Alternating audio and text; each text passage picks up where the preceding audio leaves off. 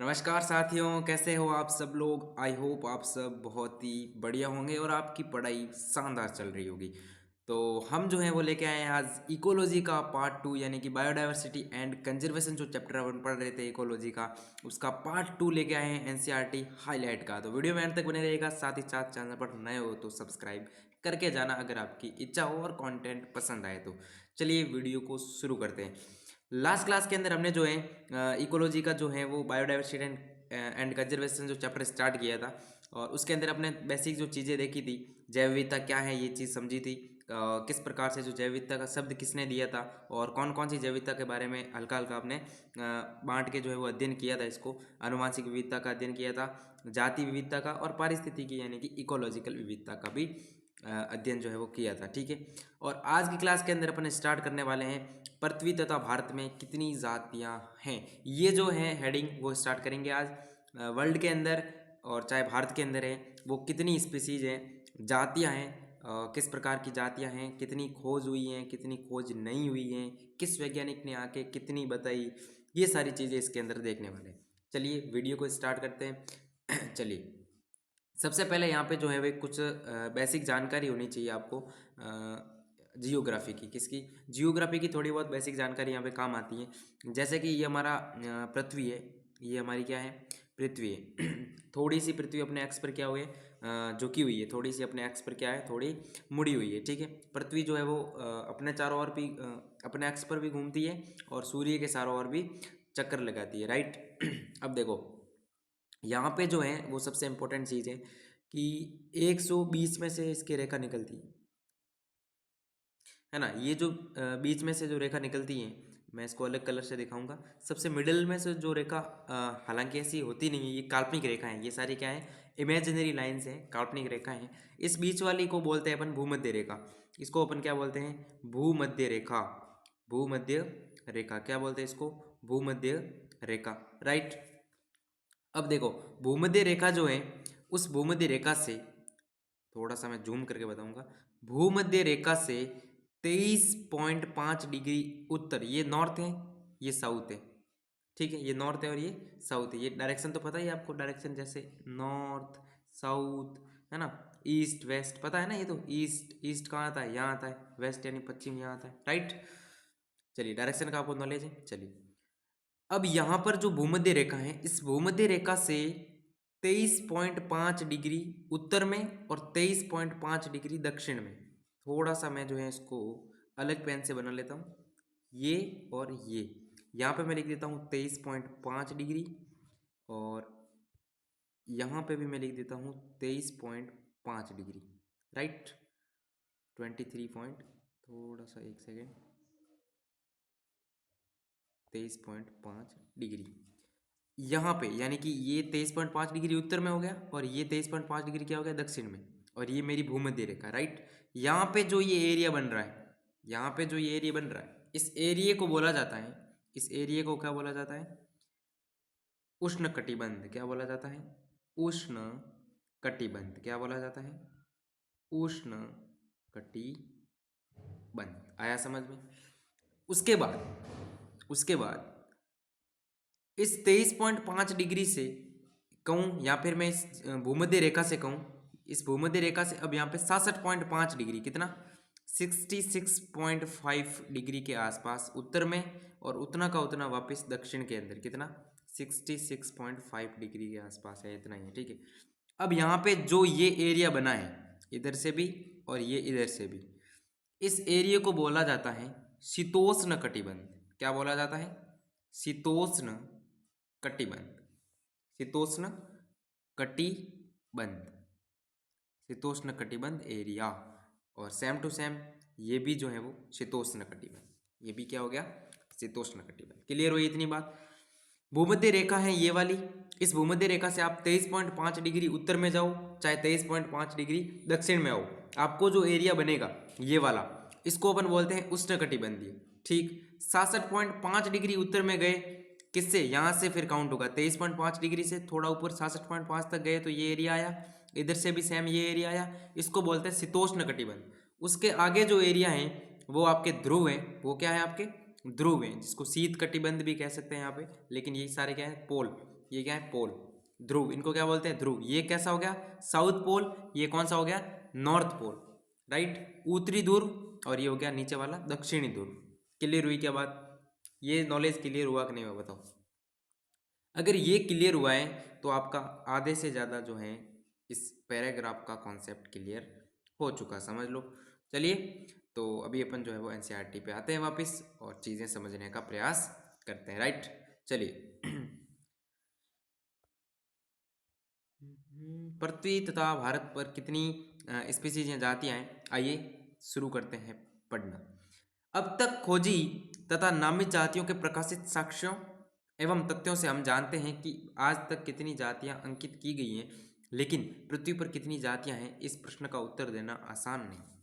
ये चीज़ ये कह रहा है कि हमने अब तक जितनी जातियां खोजी या जितनी जातियों का नामकरण हुआ है, नामकरण का जो जहाँ पे नामकरण होता है उसके भी कुछ साक्ष्य मिलते हैं, इसका मतलब उसके कह सकते हैं डाटा मिलेगा अपने को। तो वो जो डाटा मिला है उस डाटा में जितनी खोज हुई और जितनी ही जातियों का उस डाटा के अंदर नाम लिखा गया है उसका, और हम जब सोचते हैं कि पृथ्वी पर टोटल कितनी जातियां होगी, ये क्वेश्चन का आंसर दे नहीं सकते, क्योंकि अब तक हमने जो खोजी है वो क्या इतनी ही जातियां हैं? क्या ये बात हो सकती है क्या? हमने जितनी खोजी है क्या इतनी ही जातियां हैं या बहुत ज़्यादा जातियां हैं? बहुत सारी ऐसी जातियां होगी जिनकी खोज अभी तक हुई नहीं है। इसका कहने का मतलब है कि हमने जो खोजी है और जो हमको साक्ष्य या डाटा मिला है खोजने वालों का, मतलब कितनी जातियों का जो है वो नामकरण वगैरह हुआ है, कितनी जातियां अंकित की गई हैं और कितनी जातियां पृथ्वी पर हैं, इस प्रश्न का उत्तर दे ही नहीं सकते, क्योंकि सेम तो हो ही नहीं सकता, डाटा सेम तो हो ही नहीं सकता। समझ आ गई बात? IUCN, IUCN फुल फॉर्म याद रखेंगे, इंपॉर्टेंट है। IUCN international union for conservation of nature and natural resources, याद रहेगा। 2004 के अनुसार अब तक दर्शाई गई जंतु एवं पादपों की कुल संख्या 1.5 मिलियन से कुछ अधिक है। IUCN क्या बोलता है? IUCN बोलता है कि अब तक जो दर्शाई गई है, मतलब अंकित की गई है, जिनका नामकरण वगैरह हो चुका है, उन जंतु और पादपों की कुल संख्या को मिला के इसने बताई है कितनी? 1.5 मिलियन से कुछ अधिक। कितना? 1.5 मिलियन से थोड़ा सा जो है वो अधिक है। 1.5 मिलियन से थोड़ा सा क्या है? अधिक है। क्लियर है क्या? लेकिन हमें यह ज्ञात नहीं है कि अभी और कितनी जातियों की खोज तथा व्याख्या शेष है। ये तो हमें पता ही नहीं है कि और कितनी जातियों की खोज होना बाकी है, व्याख्या करना बाकी, ये चीज़ हमें नहीं पता। आकलन में बहुत विभिन्नता है, आकलन में बिल्कुल बहुत सारी विभिन्नता है। उनमें से कुछ शैक्षिक अनुमान मात्र है, कुछ एक का तो अनुमान लगाया है कि हाँ यहाँ पे इतनी जातियाँ होगी और उनका कह दिया कि हाँ इतनी है। कुछ अनुमान भी तो है, अभी परफेक्ट खोज थोड़ी कह सकते हैं इसको। कुछ शैक्षिक अनुमान मात्र हैं कि वर्गीय समूह की जातियों की खोज उष्णकटिबंध देशों की अपेक्षा शीतोष्ण या टेम्परेट देशों में अधिक पूर्ण है। ये चीज़ देखो, ये चीज़ इंपॉर्टेंट है और ये लाइन भी इंपॉर्टेंट है। कुछ शैक्षिक अनुमान मात्र हैं कि वर्गीय समूह की जातियों की खोज उष्ण कटिबंध यानी कि ट्रॉपिकल देशों की अपेक्षा शीतोष्ण यानी कि टेम्परेट देशों में अधिक पूर्ण है। क्यों टेम्परेट में अधिक पूर्ण है भाई?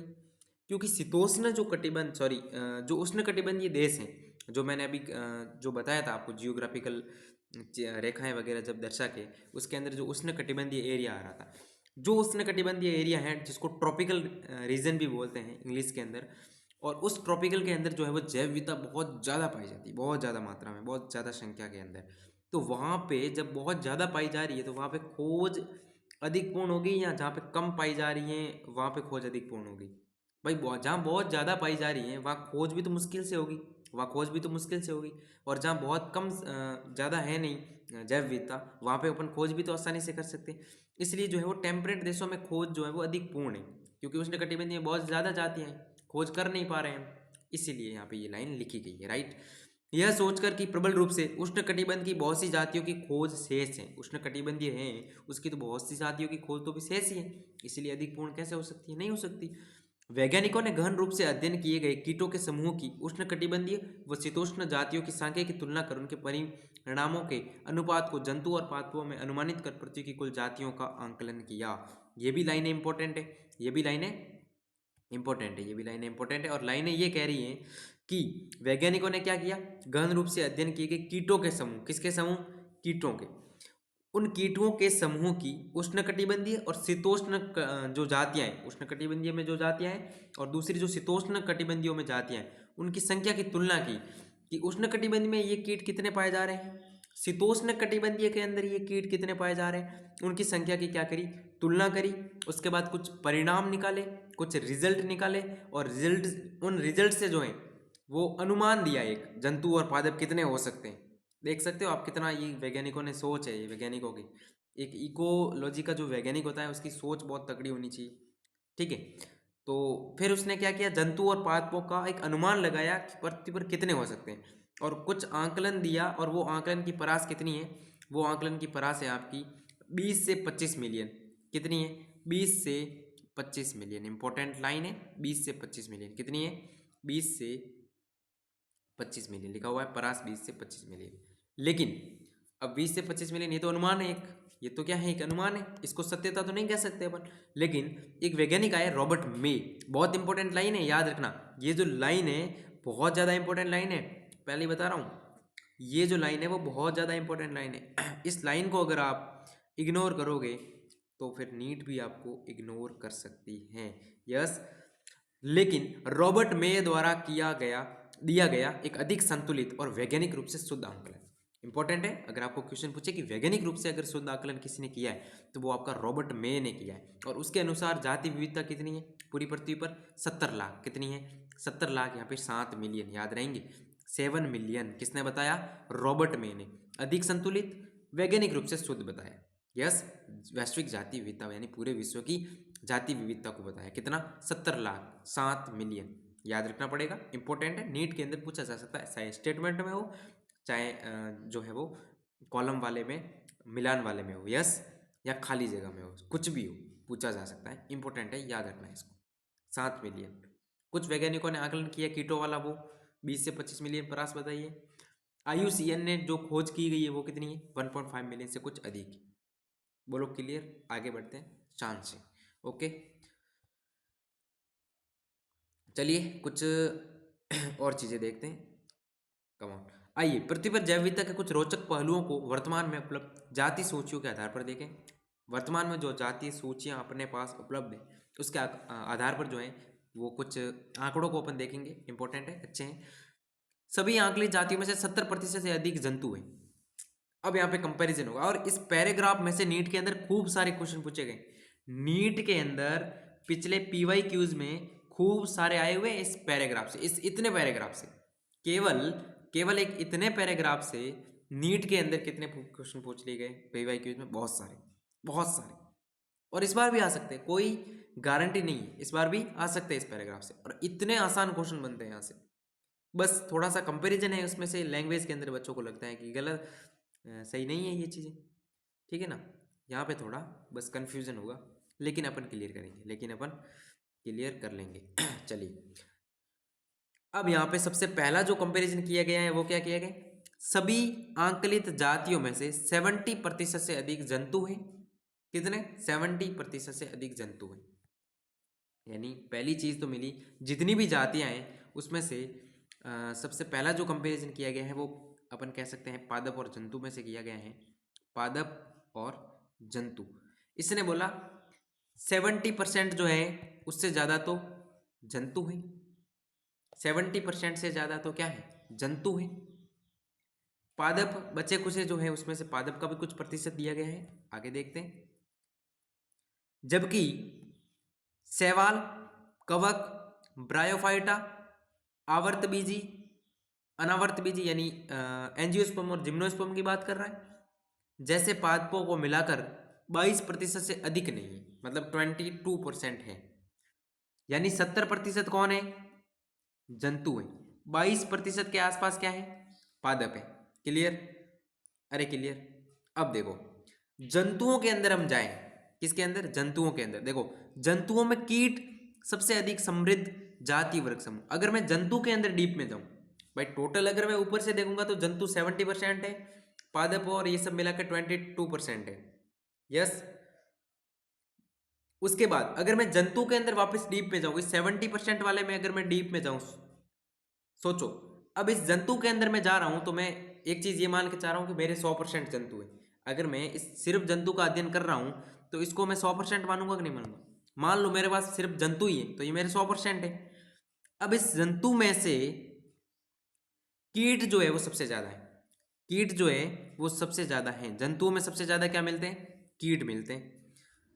जंतुओं में कीट सबसे अधिक समृद्ध जाति वर्ग समूह है जो संपूर्ण जातियों के 70% से अधिक है। अब देखो, संपूर्ण जातियों के 70% से अधिक है कीट, यानी जितनी भी जातियां हैं उसका 70% से अधिक क्या है? कीट भी है। 70% जंतु तो थे ही पहले अपन ने पढ़ा था, अब 70% कीट है। लो भाई, इसका मतलब क्या हुआ? इस ग्रह पर इस पृथ्वी के ऊपर प्रत्येक 10 जंतुओं में से 7 क्या है? कीट है।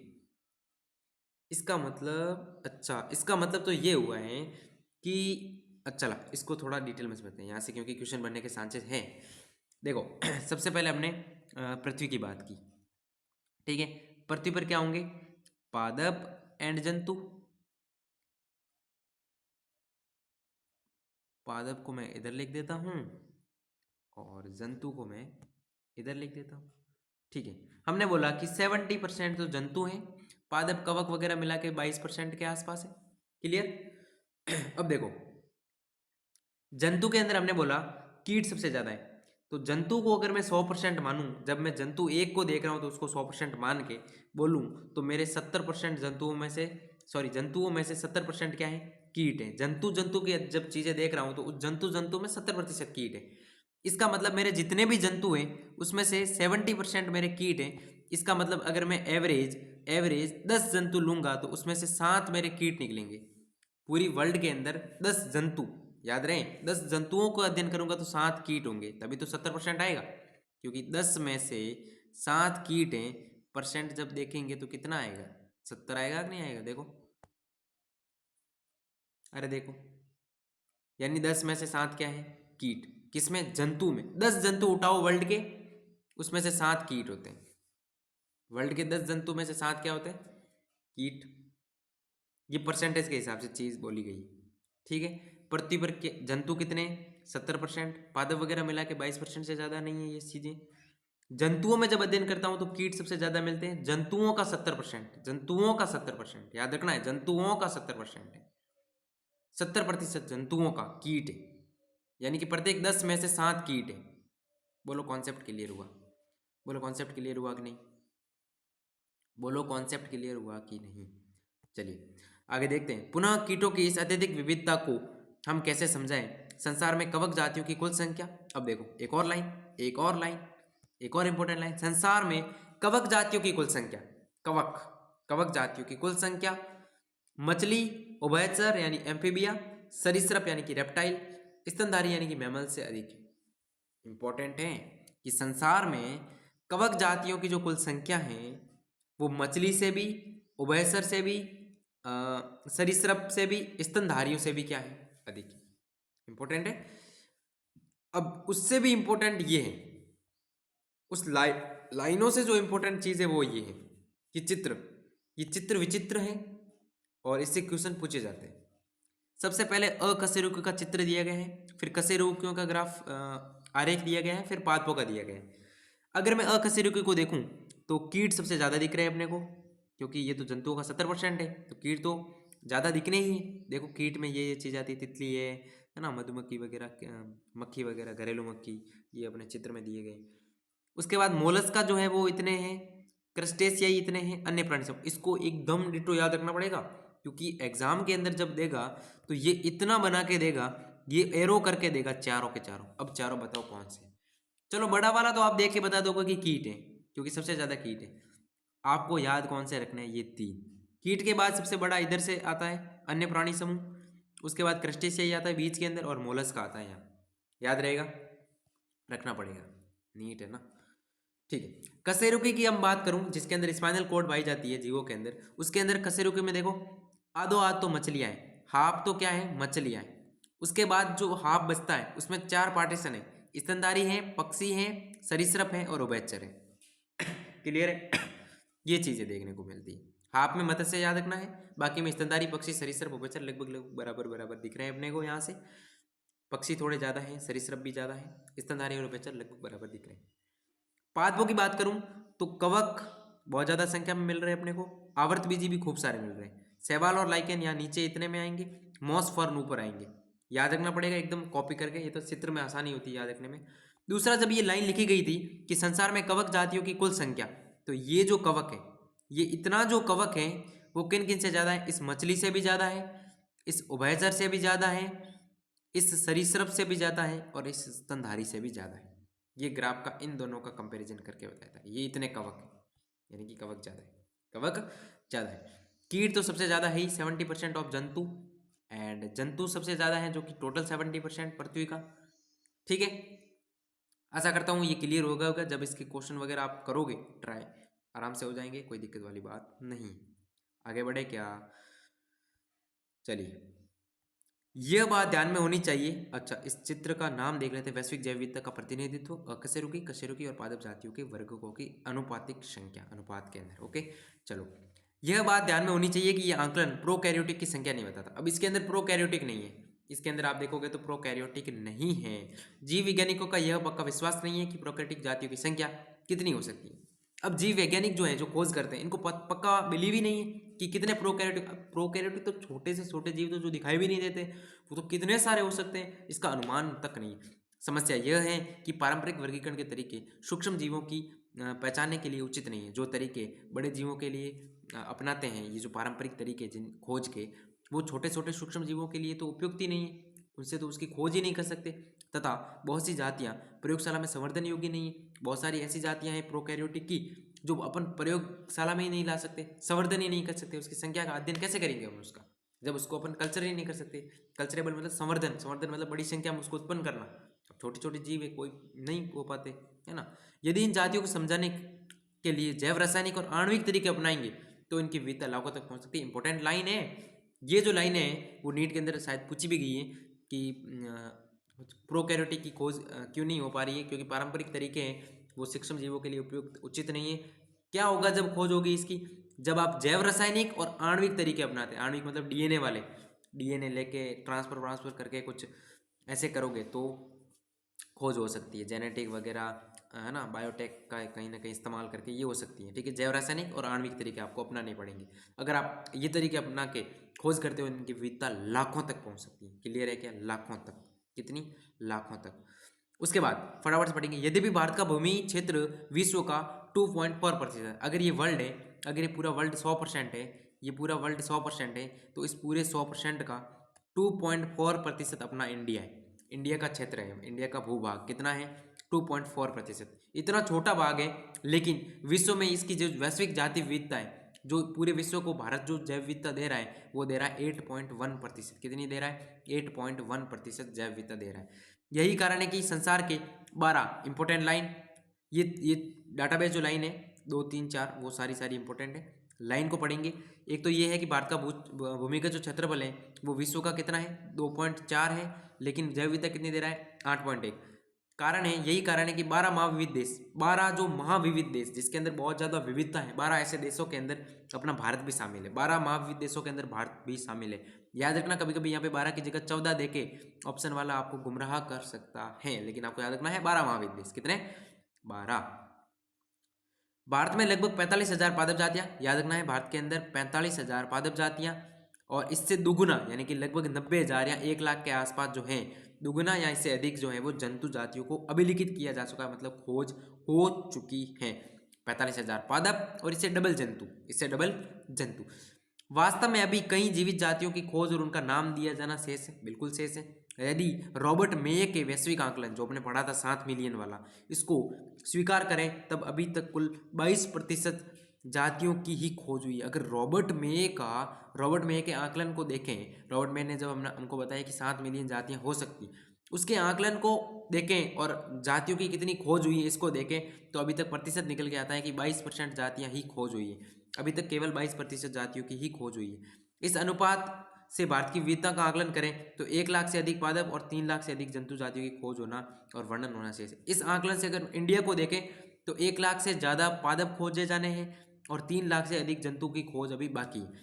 क्या हम कभी अपने देश को संपूर्ण जैविक विविधता को खोज कर सकते हैं? सोचिए, इस कार्य को पूर्ण करने के लिए कितनी प्रशिक्षित मानव शक्ति, वर्गीकरणविद और समय की आवश्यकता होगी। बहुत सारे वैज्ञानिकों की आवश्यकता होगी जो वर्गीकरण करते हैं। टाइम की आवश्यकता होगी, टाइम तो लगता ही है इन चीज़ों में, खोज होना कोई एक दिन का काम थोड़ी है।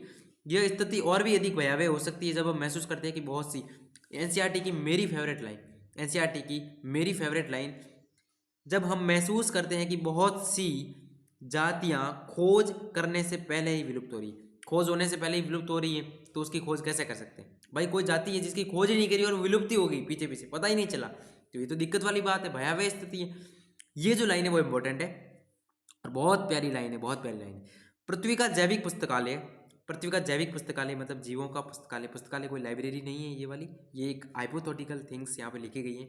पृथ्वी का जैविक पुस्तकालय मतलब जिसके अंदर हम पूरी पृथ्वी की जैव विविधता को देख रहे हैं, उसमें संग्रहित पुस्तकों के शीर्षकों के सूचीबद्ध करने से पहले ही विनिष्ट हो रहा है। मतलब उसके अंदर जितनी भी किताबें हैं, यानी कि जितनी भी जातियां हैं, उनका शीर्षक या उनकी हेडिंग या उन किताबों का कोई नाम होगा, यानी उन जातियों का कोई नाम होगा, उन नाम को लिखने से पहले, उनके शीर्षक को लिखने से पहले ही वो नष्ट हो रही है, वो जातियाँ नष्ट हो रही है, वो पुस्तक नष्ट हो रही है। ये चीज़ का कहने का मतलब था, हाइपोथेटिकल थिंक, और बहुत प्यारी लाइन है। यस, आज के लिए इतना ही। आशा करता हूँ आपको लेक्चर बहुत ही प्यारा लगा होगा, बहुत सारा अच्छा समझ में आया होगा। इस लेक्चर को आप आराम से जो है एनसीईआरटी को वापस रट लेना, वापस याद कर लेना और इसके सारे के सारे क्वेश्चन आप लगाना। बिल्कुल 100% आपसे क्वेश्चन होंगे एनसीईआरटी बेस वाले। यस, अगले लेक्चर के अंदर अपन जैव विविधता के प्रतिरूप या पैटर्न को स्टार्ट करेंगे। Thank you so much, bye bye, Tata.